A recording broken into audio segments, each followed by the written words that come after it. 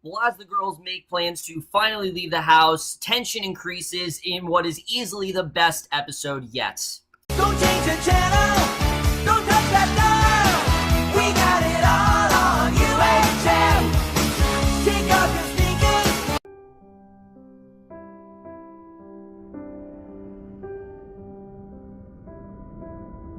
Hey guys, it's Cameron for Channel Zero, the No End House, episode 4, The Exit, and I was definitely really looking forward to this episode. I know it's been a little while since I reviewed this show. I do apologize for that, but this episode was fantastic. I really loved what we got here. We had a lot of creepy imagery. We had a lot of really interesting reveals. We had a lot of characters starting to intersect, and we're very quickly approaching the end because there's only 2 episodes left, which is crazy that there's only 6 episodes of this show, but I think it's the right amount. You know, it keeps the show from getting boring or going into filler territory, and I'm fine that the show is as short as it is because it's been very satisfying so far. But let's just get into this episode because I definitely do want to talk about it. So we start off in the morning. Margot gets dressed and she talks about hooking up with Seth. He asks when their first real date is, and she says that it'll be that night in the real world. So it's clear that Seth, he plans on actually, maintaining this relation with Margot, and this isn't just like a one-night stand thing. So they both really do want something, and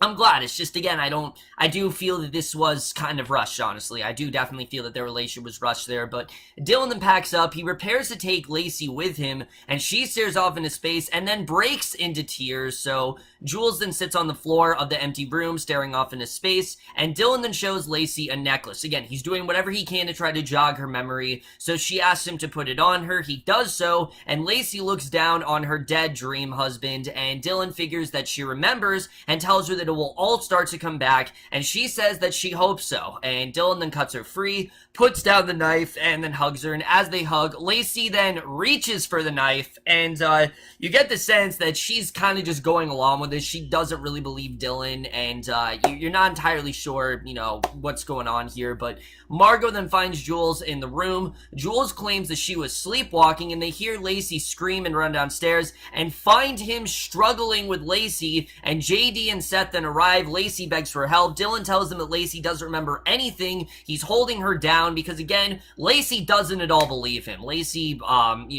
clearly thinks that he's just insane and that the life that has been created for her is in fact her own life, which, as we know, is a completely constructive lie. So later, the group goes to the field, sees the family in the cage, and Margot wonders who they are because, they've been seeing them all this time, and Seth says that they should just keep going. The group continues on and sees 2 children staring at them, and Margot asks Jules what happened to her that morning. Dylan says that the children are part of the house. Other people start following them, and Dylan tells the others if they run, the people will run, and a monster then calls the children into breakfast. The group arrives at the field. Lacey tries to pull away. The others turn to watch as Dylan reassures her. More people then walk up, and Lacey tells Dylan that they've come for her, and there's nothing for him there, so Dylan then pulls Lacey into the field with others, and while John arrives with the group of people watching, he shoves past them, grows into the field after Margot. So again, he is, set on going after. He wants to take away all her memories, and while they're trying to, we can tell, leave the house, John is still very persistent, and it doesn't seem like they're gonna get rid of him anytime soon here.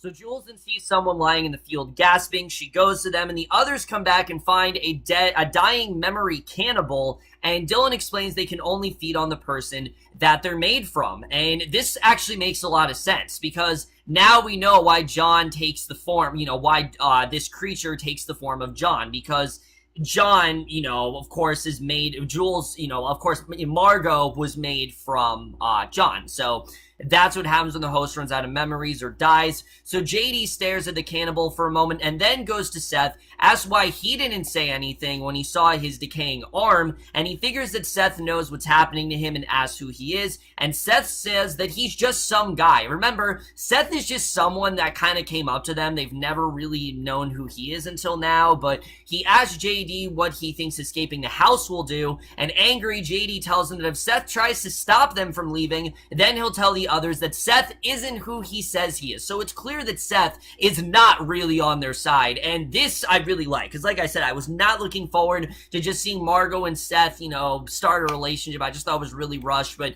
now it makes sense. Seth is clearly trying to derail them. He's getting them to ignore things, and he's kind of getting them to really just forget about the actual problem, which, you know, I think definitely he knows very well what the actual situation is, and I thought that was definitely interesting to see. So the group continues and night falls, and Seth tells Margot that it's kind of nice. He suggests that if they let their guard down, they could get comfortable. They see a sign announcing the corn maze in which John took Margot and Jules through when they were young, and JD figures that they have to go through to get it out. People call back and forth to each other. They figure that the cannibal was heading there. A cannibal then staggers out of the maze. They move back, figuring that it'll feed on anyone, so they decide to wait until morning to enter the maze, and after making camp for the night, JD stares at Seth and Dylan to make sure that Lacey is secured, because again, he doesn't trust Dylan one bit. He knows very well, he doesn't trust Seth one bit. He knows very well that Seth is not on their side, so Seth tells Margot that she's not what he thought she was when he first saw her, and he says that he didn't know how strong she was, and she puts her head on his shoulder. Seth then asks her if she's seen the orchids, and Margot admits that they're hard to miss. He gets up, goes to look at an orchid, and Margot goes after him. Seth then pins out that it's an orchid mantis,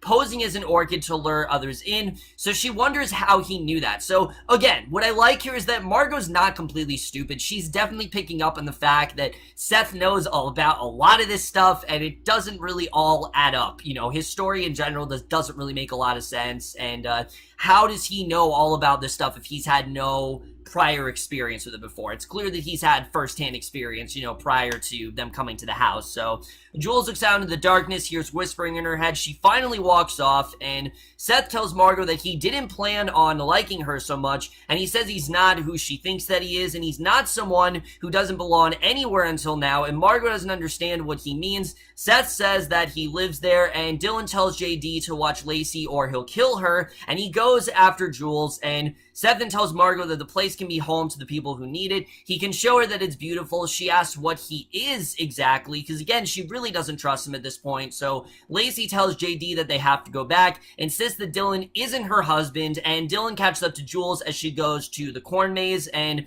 Seth then basically explains what's going on, that he actually came into the house a while ago and stayed, and she figures that he lured them there and refuses to listen. So Margot returns to the camp, finds JD feeding Lacey, and Dylan then comes back, falls to his knees sobbing, and as the others return, Dylan draws his knife, advances on JD. He figures that JD is a cannibal. He tells him to lift up his sleeve. JD says that it just started happening to him. Dylan attacks him, he stabs him. Margot runs to her friend. Dylan orders him to move away. Seth figures that the fake JD killed the real one, and JD insists that he's real and feels everything, which is actually true. We know very well that this is the fake JD, so he begs them to let him live. Dylan tells him to shut up. Margot says that Seth can't come. Dylan picks up a burning from the fire, sets the fake JD on fire, and as the fake collapses, Dylan tells the others to run to the corn maze. So you do see that Dylan's on their side. Seth, obviously, it's kind of debatable, but Dylan definitely does seem like he is on their side here. At this point, the group runs through the cornfield. Voices are calling out, telling them not to be scared. Other voices echo through the darkness, and Dylan kills one cannibal who gets in their path, again, showing that he definitely is on their side. No matter what, he does want them to get out of there. So Margot discovers that Jules has fallen back, goes back after her friend, and I thought that what was going to happen here is that Margot was going to forget Jules. I thought that's really where we were headed. Like, it seemed like in episode 3, that's where it was going to go. But she finds a body lying in the puddle of the black liquid, a body growing out of it, and finds Jules nearby touching a white spear. Margot pulls her away, asks if the figure was one of Jules' memories, and as she leads Jules to the corn maze, John appears out of the darkness, says he's just a reflection of the real John, and he insists that he doesn't want to hurt either of them, and asks Margot to give him something small to satisfy him until she's gone. And he reaches out for her and then stares at his hand, shocked, tells Margot to run. Margot then runs off with Jules. John sobs to himself, and after a moment he goes after him. You kind of do feel bad for him here because you can understand that, yeah, he does actually need to complete this task, but at the same time, like, you're just happy that they're getting away. So they reach the house, and with a single glowing window light, Dylan arrives, tells them to go without him because he's going to burn it all down and just finish it. He wants to just end all of this so no one ever has to go through this house again, and Margot and Jules reluctantly go inside. You can tell that they want to take Dylan with them, but they can't do it because he needs to, he needs to be there. He needs to be the one to destroy everything, and the door then closes behind them. They come to the first room with the bus. The heads are torn apart like before, and the next door opens, and Margot then grabs Jewel, leads her through, and in room 2, the door to room 3 is sealed, and the lights then go out for a moment, and when they come back up, there's a puddle of black liquid on the floor. It moves toward Jules, who backs away, and as it spreads along the floor, the liquid then separates the two girls, and the door opens, and Margot yells to Jules to jump. She jumps along the narrowing gaps, and they get out just as the liquid covers the floor, and it was like completely covering it at this point. So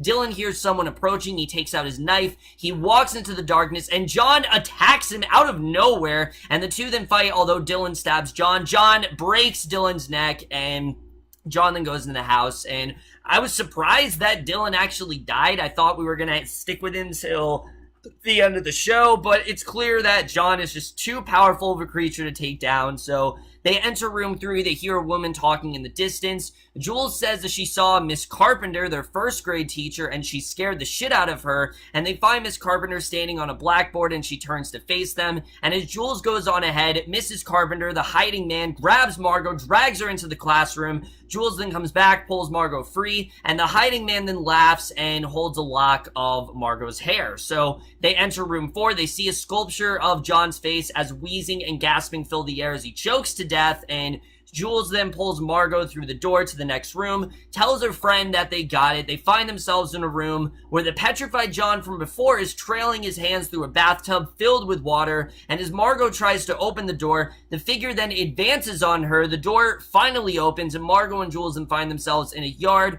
There's a single dandelion there, and they figure that they're finally home because, there really doesn't seem like there's any other rooms, and they find 2 teenagers at the door, and they say that it's locked and complain. Margot suggests that it's full, as in finished eating, and with that, they then drive home. So basically, they figure that they're home, but we see that's not the case because John then emerges from the house. He looks at the real world for the first time, so it's clear they're in the real world, but somehow he has actually gotten out, and that is the way this episode ends.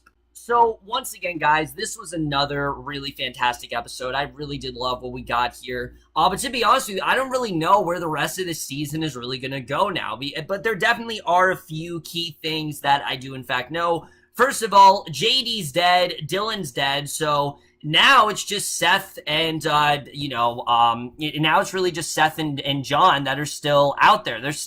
John is still roaming free. He's still in the real world. Seth, I don't know where he is at this point. I mean, we know that Seth is definitely, still out there because Dylan, was going to try to take him down, but Seth is clearly still out there, so I don't really know what that's all going to be about. We'll have to see what really happens there. I was very surprised, like I said, that Dylan actually died. I thought for sure that we would have him till the end of the series, and, he was going to try to take down everything, but as we saw this week, the house was just so powerful that it was even above Dylan. Dylan thought that he knew the ins and outs of all this stuff, that he could be the one to end it, but he was just too in over his head, and unfortunately the house actually won, so we definitely did see that here. As far as John goes, this is going to be very interesting to see the father now roaming around in, the real world, because we know they're definitely back. They're in the real world, but this is definitely not complete. John is still out there. I'm sure Seth is going to get there as well, and we'll have to see the way that really turns out. I'm guessing the main objective from this point is to erase Margot's memories completely because there was stuff that she was starting to forget. But as we saw, Jules was able to steer her back on track. So I'm assuming they're going to try to take Jules's memories, and that way that will lure Margot back to the house, and then it'll sort of be like a Lacey situation where, Lacey wasn't believing Dylan, and then Margot won't end up believing Jules. Yes, it would be very tragic if we go in that direction, but this is a horror show, remember, and I would not be surprised if the show actually does go in that direction. In fact, I kind of feel like that is the direction they're gonna go. I could be very wrong, but I feel like that's like only a very natural progression for the show to go, so I would not be surprised if they really do end up going there. And like I said, I'm glad to see that, you know, Seth and Margot, their whole relationship, wasn't, you know, he wasn't sincere with her and that he actually wasn't on their side, because I really felt their relationship was rushed. Really my only complaint of this episode, because I really did love this episode. I thought there was a lot of stuff here. The only thing I didn't like is JD's death. I just didn't really feel all that satisfied by it. I understand that JD wasn't real, but they never fully explained it, honestly, what really happened with the JD character, why there was a clone in the first place. It just didn't make a ton of sense to me. I didn't really understand what they were trying to do with that. So, yeah, that really didn't work as well as they wanted it to. Other than that, guys, I honestly really love this episode. This was another really strong entry. And I'm definitely going to give Channel Zero No End House episode 4, The Exit, an A-. So what we're guys doing this episode, Channel Zero No End House. I know what you guys thought of this episode overall. Love your thoughts, Nick. Guys, we only have 2 episodes left, which is insane. I can't believe how quickly this series has really been going. But that's in my review. Hope you guys enjoyed. See you guys in my next video, and I will see you guys for that. Okay, bye.